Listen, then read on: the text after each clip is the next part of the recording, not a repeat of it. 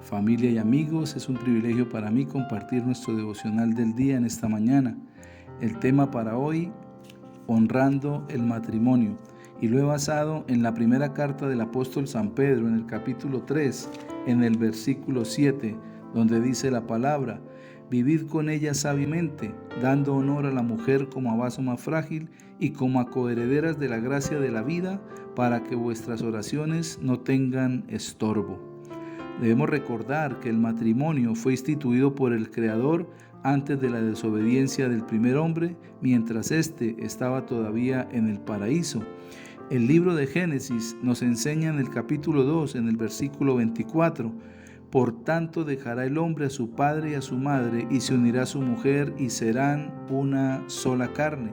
Pero muchos dirán: ¿por qué Dios le dijo a Adán que dejaría a su padre y a su madre cuando ellos no tenían padres físicos? Pero esta palabra fue establecida por Dios para que entendiéramos que el matrimonio no solamente se iniciaba en el jardín del Edén, sino que continuaría por toda la vida. Cuando Jesús estuvo en la tierra, confirmó estas palabras, agregándole también una serie de advertencias. En el capítulo 19 del Evangelio de Mateo, en los versículos del 3 al 6, dice la palabra del Señor: entonces vinieron a él los fariseos, tentándole y diciéndole: ¿es lícito al hombre repudiar a su mujer por cualquier causa? Él respondiendo les dijo: ¿no habéis leído que el que los hizo al principio varón y hembra los hizo? Y dijo: por eso el hombre dejará padre y madre, y se unirá a su mujer, y los dos serán una sola carne. Así que no son ya más dos, sino una sola carne. Por tanto, lo que Dios juntó, no lo separe el hombre. Algo que Jesús le añadió fue esta última palabra: lo que Dios juntó, no lo separe el hombre. Eso juntar no solamente significa unir, sino significa amalgamar. Está uniéndose de una manera que no solo se une cerca de estar cerca, sino también los cuerpos, el alma y el espíritu se unen en esa relación matrimonial. Y esto que el Señor Jesús dijo subraya la importancia del matrimonio. El hecho de estar desvalorizado en los países llamados cristianos muestra claramente el bajo estado moral de estos últimos tiempos.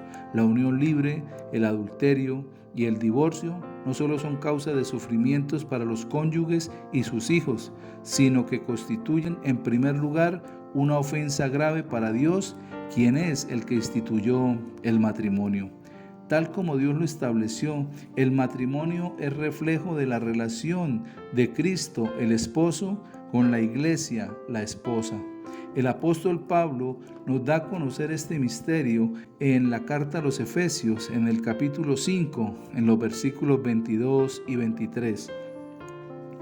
Las casadas estén sujetas a sus propios maridos como al Señor, porque el marido es cabeza de la mujer, así como Cristo es cabeza de la iglesia, la cual es su cuerpo y Él es su Salvador. Vemos allá al apóstol Pablo haciendo esa comparación del matrimonio entre el hombre y la mujer, comparándolo con el matrimonio entre Cristo y la iglesia.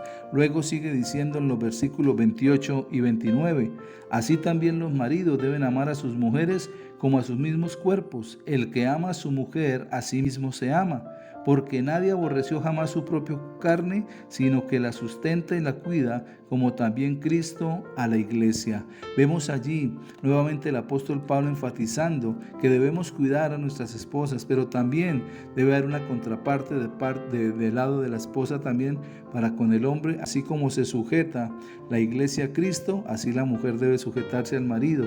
Pero también dice que el hombre debe cuidar y sustentar a la mujer, así como Cristo cuida a la iglesia. Y finaliza diciendo el capítulo 5, el apóstol Pablo, en el versículo 33, por lo demás, cada uno de vosotros ame también a su mujer como a sí mismo, y la mujer respete a su marido. Por eso el marido y la mujer que quieren agradar a Dios escuchan las instrucciones divinas a fin de vivir la relación de casados según sus enseñanzas. Conscientes de su debilidad, buscan fortalecerse mediante la oración y la lectura de la Biblia. pidiéndole que los mantenga fieles para que sean uno en Cristo aquí en la tierra. De la misma manera, Dios quiere que como iglesia estemos unidos a Él para que cuando lleguemos a las bodas del Cordero podamos festejar ese matrimonio que se va a hacer entre Cristo como Rey y Señor con la iglesia, quien va a ser la reina del cielo. Muy importante aprender a honrar el matrimonio desde la tierra para que cuando vayamos a las bodas del Cordero estemos felices de estar en la presencia de nuestro Rey. Por eso debemos agradecerle a Dios por su fidelidad, porque Él ha establecido el matrimonio para que, como dice también la palabra, hasta que la muerte nos separe. Debemos estar unidos en respeto, en honra y en bendición el uno con el otro. Padre, te damos gracias por haber instituido el matrimonio, porque es la forma de establecer esa relación también de la iglesia y Cristo Jesús. Como el apóstol Pablo lo dice, yo hablo de esta relación, estoy hablando no de hombres y mujeres, sino de que es un misterio grande respecto a la iglesia y a Cristo. Señor, que seamos obedientes a ese llamado y mantengamos honrando el matrimonio y respetándonos mutuamente para glorificar y exaltar el nombre de nuestro Dios. Amén. Si esta palabra le bendice, por favor, compártala con otros para que también pueda llegar a ellos y bendecirles. Que Dios les dé un día lleno de bendiciones.